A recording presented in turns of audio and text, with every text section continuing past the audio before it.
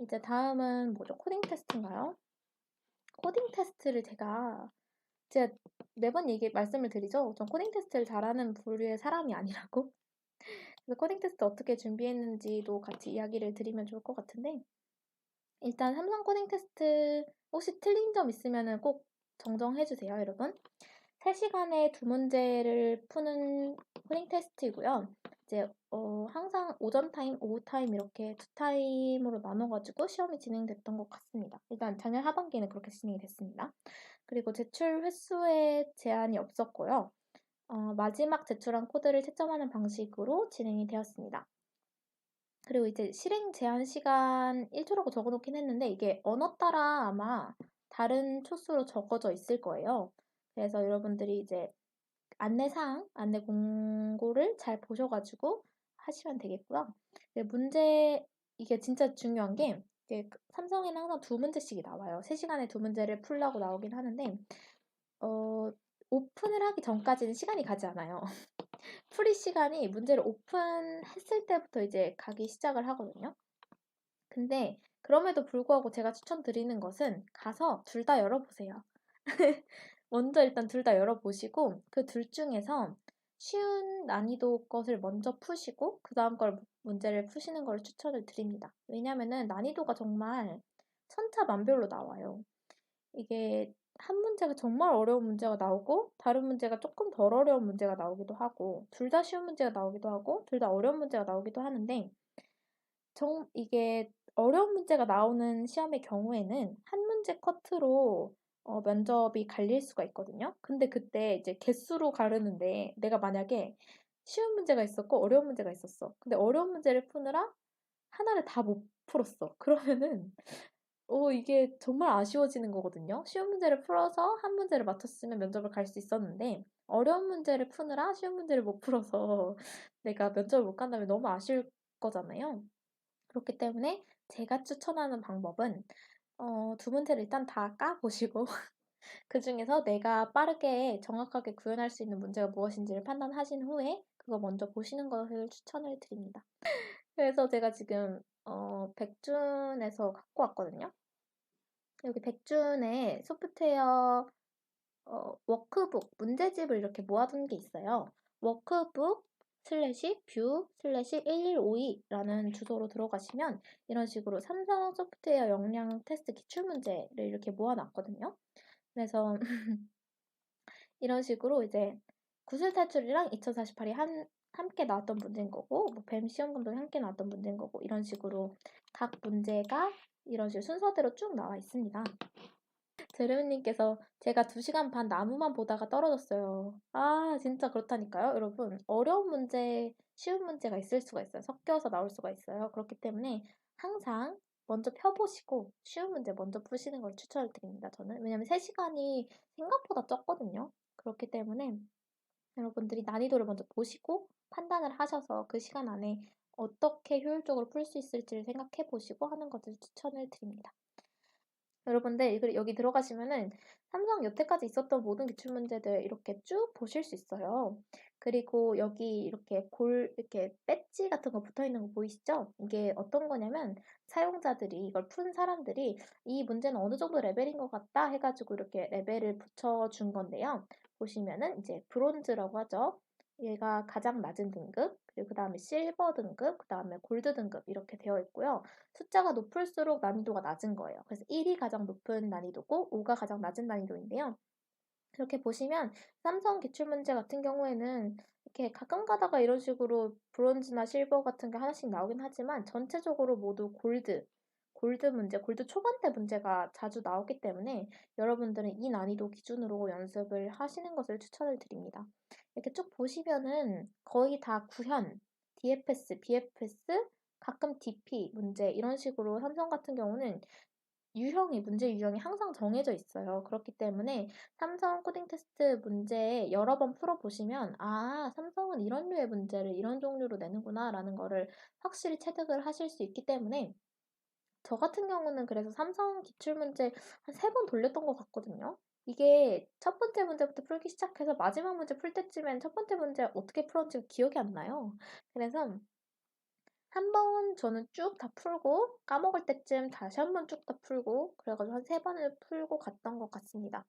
이게 한 문제를 한 3, 40분 컷을 하는 지경에 이르르면 그 시험장에 가서도 떨지 않고 정확하게 두 문제를 푸실 수 있을 것 같습니다. 저는 그렇다고 생각을 했어요, 개인적으로.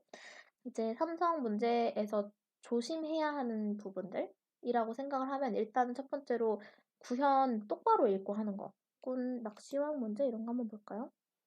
YYTT님께서 3번씩 다 푸신 건가요? 네네, 저는 3번씩 다 풀었습니다. 왜냐면 제가 너무 부족했거든요, 코테가.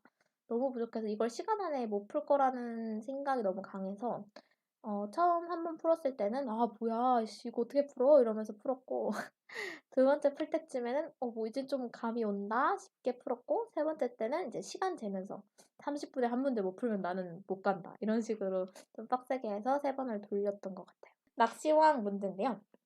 이런 식으로 맵이 이렇게 정해져 있잖아요. 여기서 주의해야 할 점은 크기, 이거 맵을 벗어나는 경우가 꼭 있다는 거예요. 그리고 맵을 벗어나는 경우가 한 가지가 아니라는 겁니다. 그래서 이 범위를 굉장히 주의하셔야 하는데요. 저 같은 경우는 그래서 먼저 이제 입력에 어떤 범위인지를 먼저 봤어요. 이런 식으로. 뭐 RC랑 뭐 M 이 해당하는 범위들이 먼저 주어지잖아요. 이 범위를 보고서 가장 극단적인 경우, 뭐 맵이 가장 작고 상어의 속도가 가장 빠른 경우에는 어떤 예외 상황이 벌어질 것인지에 대해서 먼저 생각을 했어요. 그래서 예를 들어서 이런 데에서 일어날 수 있는 예외 상황이라고 한다면 저희가 그냥 생각하기에는 상어가 움직이면 한 번에 이 칸 안에서 이 네 칸 안에서 움직일 거라고 그냥 당연하게 생각을 하잖아요. 하지만 이 입력 상황을 따져보면 이 상어가 2바퀴를 돌 수도 있고 막 3바퀴를 돌 수도 있는 경우가 생기는 입력 범위들이 있어요. 그렇기 때문에 여러분들도 항상 가장 먼저 삼성 문제 푸시면서 확인하셔야 될 점은 입력 범위 꼭 확인해 주세요. 제가 이것 때문에 맨날 마베틀 이러고 구현 다 해놓고 나중 가가지고 왜 틀렸지? 이러고 보면 항상 입력 범위 문제더라고요. 이런 것도 항상 그 예외 상황을 생각하셔야 돼요. 이 상어가 한 번에 이 네 칸 안에서만 움직이는 게 아니다.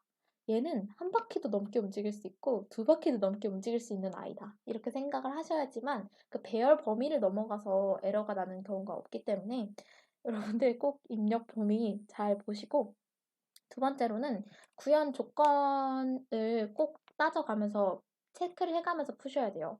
저 같은 경우는 이제 종이랑 펜을 나눠주는데 이제 화면이 띄워져 있기 때문에 화면만 보면서 이제 푸는 경우였거든요, 제가. 그렇게 하니까 정말 안 풀리더라고요. 그래서 약간 그런 사람들 있잖아요. 코딩 못하는 사람들이 꼭 아이디 먼저 켜고 종이에다 아무것도 안 쓰고 코딩부터 한다고. 그게 딱 저였거든요. 그래서 여러분들한테 추천드리는 거는 먼저 종이에다가 개괄적으로 이제 조건들 내가 이거 틀리면 안 되는 조건들 있잖아요. 뭐 이런 상어가 2바퀴 반 이상 돌 수 있다. 이런 식으로 써놓다든지 뭐 입력 범위는 이거다. 그리고 꼭 여기서 에러가 날 수 있다. 엣지 케이스가 여기서 있다. 주의해야 한다. 이런 부분들을 종이 맨 위에다가 적고 시작을 했고 아래에다가 이제 손코딩 수준까지는 아니지만서도 이제 수도 코드로 작성을 하면서 대략적인 이제 알고리즘의 계략을 먼저 종이에다가 쓰고서 구현을 하기를 시작했던 것 같아요. 그렇기 때문에 조금 더 승률이 올라가지 않았나라는 생각을 해봤습니다. 그리고 이제 코딩 테스트 썰이 풀 게 정말 많은데 여러분이 정말 복불복일 수가 있어요. 시험장이. 이제 코로나 때문에 이제 그 따닥따닥 붙여가지고 시험을 못 보잖아요. 그렇기 때문에 모니터를 쓸 수 있는, 그러니까 데스크탑으로 시험을 보는 곳이 있고 노트북으로 시험을 보는 곳이 있어요. 이거 진짜 여러분 잘 들어두셔야 돼요. 이거 진짜 꿀팁이거든요. 노트북으로 시험을 보시는 곳이 있고 데스크탑으로 시험을 보시는 곳이 있어요. 데스크탑은 이거 20 몇 인치거든요. 엄청 커요. 엄청 환경이 쾌적하고 그 화면도 넓고 키보드도 좋고 굉장히 쾌적한 환경에서 볼 수 있거든요. 모니터가 넓기 때문에 문제랑 아이디 같이 보면서 비교도 할 수 있는데 이제 노트북이 걸리는 경우가 있어요. 그게 진짜 답답해요. 노트북이 한 몇 인치 얼마 안 됐었던 것 같아요. 14인치인가? 엄청 작았던 것 같은데 거기에다가 이제 또 따로 키보드를 줘요. 그러면은 그 책상에, 그 조그마한 책상에 노트북 놓고, 키보드 놓고, 종이랑 펜 놓고 이러면은 사람이 이제 그 멘탈이 나가기 시작하거든요. 네. 그렇기 때문에 이제 여러분 멘탈 훈련을 하고 가셔야 돼요. 노트북으로도 풀어보시고 가세요. 이게 데스크탑, 저는 운이 좋게도 하반기에 데스크탑으로 풀었는데, 극과 극이거든요, 상황이. 같은 문제를 푸는데도. 그렇기 때문에 여러분들 노트북으로 꼭 아이디랑 화면 둘 다 켜놓고서 시험 한번 연습해보시고 가셔야 돼요. 그리고 저는 이것 때문에 약간 멘탈이 깨졌었는데, 이제 노트북이 있고 키보드가 따로 있다 보니까 공간 활용이 굉장히 협소해요. 그래서 노트북 위에다가 키보드를 올려놓고 쓰다가 이 키보드가 계속 그 스페이스바를 누른 거예요. 그러니까 어디를 클릭해도 자꾸 막 이게 뭐라 그래? 그 전체가 막 클릭이 되고 막 멘탈이 막 깨지기 시작하는 거죠. 그러니까 여러분들 꼭 노트북으로 먼저 연습해 보시고 그 멘탈의 훈련을 하고 가셔야지만 당황스럽지 않게 푸실 수 있습니다. 네, 평소에 원래 노트북 쓰시는 분들은 네, 훨씬 낫겠죠? 비주얼 스튜디오거든요. C++ 쓰시는 분들은 이제 자바가 이클립스였나? 그 해당하는 IDE도 미리 사용해 보시고 가는 걸 추천을 드려요. 저는 이제 VS 코드를 비주얼 스튜디오를 안 쓰다가 이제 시험장 가가지고 처음 써보니까 얘 뭐 약간 이거를 프로젝트 만드는 것도 어떻게 해야 되는지 모르겠고 실행 단축키도 모르겠고 이러면 사람이 멘탈이 터지거든요. 그러니까 여러분들 이거 진짜 꿀팁이에요. 이거 사람 겪어보지 않으면 모르거든요. 여러분들 꼭 해당 아이디, 공지되어 있는 아이디 미리 써보세요. 미리 써보셔서요. 가시기 전에 익숙해지시고 가는 거를 굉장히 굉장히 굉장히 추천드립니다. 이제 너무나도 쾌적한 환경에서 백준으로만 문제 푸시다가 진짜 실제 환경 가가지고 노트북 13인치에 키보드 하나 더해 그 좁은 책상에서 이걸 푼다고 생각하고 심지어 아이디도 새로운 거야. 이러면 사람이 멘탈 터지기가 쉬워요, 정말. 그 멘탈 터진 유무가 그 결과에 굉장히 큰 영향을 주거든요. 여러분들 꼭 해당 아이디 실행해보시고 가세요. 모부연님께서 격한 공감을 해주고 계시잖아요, 저기. 맞아, 맞아. IYTT님이 시작 전에 실행해볼 수 있게 하나요? 네네. 실행해볼 수는 있게 해주시는데, 그 시간이 적기도 하고, 뭔가 코드를 더 적기가 살짝 눈치 보이잖아요. 그렇기 때문에 미리 실행해보시고, 집에서 설치해보시고, 가면 좋을 것 같습니다. 그리고 또 다른 꿀팁이 있습니다. 이제 백주는 문제를 듣고서 이제 복기해가지고 문제를 만들어 놓는 것이기 때문에 굉장히 정리가 잘 되어 있어요. 입력, 출력도 백중만의 방식으로 되어 있거든요. 복사도 할 수 있게 돼 있고, 이런 식으로 입력 케이스별로 얼마나 사이즈 되는지, 그리고 이런 식으로 입력이 되게 나와 있잖아요. 그리고 이런 식으로 막 그림도 그려주고 문제별로 뭐 1번, 뭐 2번, 뭐 3번 뭐 이런 식으로 굉장히 쾌적하게 문제를 정리해서 리팩터링 해가지고 여러분께 제공한 거란 말이에요. 하지만 실제는 이렇게 친절하지 않습니다. 실제는요, 어떤 식으로 나오냐면 여기 소프트웨어 엑스퍼트 아카데미 식으로 나와요. 여러분들 이거 정말 꿀팁입니다. 이거 적어두세요. 백주는 너무나도 쾌적하게 리팩토링을 해서 저희한테 제공을 하는 거기 때문에 이것만 보시다가 시험장에 들어가신다? 그러면은 네, 당황하실 수 있어요. 실제 삼성은 어떤 식으로 질문이 나오게 되냐면요. 이 소프트웨어 아카데미라고 해서 삼성에서 운영하는 이런 백준과 비슷한 사이트가 있어요. 문제를 풀어볼 수 있는 사이트인데 무현님께서 여기 꿀팁 맛집이네. 여기 진짜 꿀팁 맛집입니다, 여러분. 소프트웨어 엑스퍼트 아카데미 보시면은 입력 형태부터 해가지고 삼성은 형식이 굉장히 달라요. 그리고 굉장히 문제가 뭐라고 해야 되죠? 약간 이과가 쓴 문제 같이 나오거든요. 이게 어떤 느낌인지 실제로 보신 분들은 아실 거예요. 이과가 쓴 문제 같이 나와요. 백주는 그래도 약간 정리되어 있고 리팩터리 되어 있는 내용이 이렇게 쭉 나오게 되는데 소프트웨어 아카데미 같은 경우는 정제되지 않은 문장과 정제되지 않은 그림들 주어지게 됩니다. 그렇기 때문에 여러분들이 해당하는 소프트웨어 아카데미 가셔서 입력하는 방식과 출력하는 방식들을 미리 경험을 해보시고 가시는 걸 추천을 드려요. 그 소프트웨어 아카데미 같은 경우도 출력 형식이 백준이랑 달라요. 그리고 그 실행하는 방식도 백준이랑 다르거든요.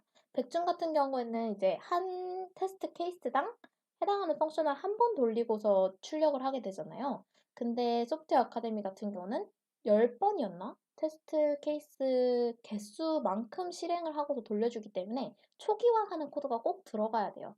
이 부분을 이제 100줄만 풀다가 가시면은 이제 초기화 함수 범위 내에서 어떻게 초기화하는 부분에 대해서 처리를 못 해보시고 가시는 분들이 대다수기 때문에요. 꼭 소프트웨어 아카데미 가셔가지고 삼성식의 문제 형식을 경험을 해보시고 가시는 걸 추천을 드립니다. 그래가지고 이런 식으로 소프트웨어 아카데미 꼭 풀어보시고 해당하는 아이디 그리고 해당하는 환경 연습 꼭 해보시고 가시는 것을 추천을 드립니다. 자, 다음 보현님께서 또 공감해 주시고 계신데요. 저녁 변수로 선호한 배열 초기화 안 하면 30분 헤맴. 진짜요. 이게 진짜 그 경험한 사람들만 알 수 있는 그 꿀팁이거든요, 여러분. 원래 백준에서는 그냥 저녁 변수로 해두고 배열 막 써도 상관없잖아요. 왜냐면 한 케이스당 한 번만 돌아가니까. 근데 삼성 같은 경우는 해당 케이스를 그 10번을 돌리고 나서 그 점수를 내기 때문에, 결과를 내기 때문에 이게 결과가 왜 이렇게 나오나 한참 고민할 수가 있어요. 처음 가신 분들은. 꼭 초기화 함수 꼭 써주시는 거 잊지 말고 하시면 되겠습니다. 그 소프트웨어 엑스퍼트 문제 어떻게 골라갖고 푸세요라고 물어보시는 분들도 많아가지고 저는 어떤 기준으로 푸냐면 소프트웨어 아카데미에 그 많이 제출한 수로 그 정렬을 하는 기능이 있어요. 그래서 많이 제출한 수 정렬해가지고 해당하는 문제들 순서대로 풀어보는 식으로 했거든요. 그래서 여러분들도 꼭 한번 풀어보시고 가시면 좋을 것 같습니다. 마린라이프님께서 저처럼 이닛 함수를 만드십시오. 맞아요, 맞아요. 저도 그래서 이닛 함수랑 솔루션 함수 이렇게 따로 두고서 만들었었거든요. 이제 프로그래머스 같은 경우도 입력을 받는 포맷이 없고, 왜냐면 프로그래머스 같은 경우는 그 매개 변수로 다 주어지잖아요. 입력 값이. 그렇기 때문에 입력을 받는 부분이 없고, 뭐 백준 같은 경우는 한 번만 실행되는 경우이기 때문에 꼭 소프트웨어 아카데미에서 해당하는 형식을 연습을 해보시고 가는 것을 추천을 드립니다. 네, 여기까지 코딩 테스트 팁이었고요. 이거 진짜 이거 그 환경을 경험해보지 않은 사람은 모르는 팁입니다, 여러분. 이거 메모해 가세요, 메모해 가세요. 그래서 이렇게 코딩 테스트 준비를 하시면 될 것 같습니다.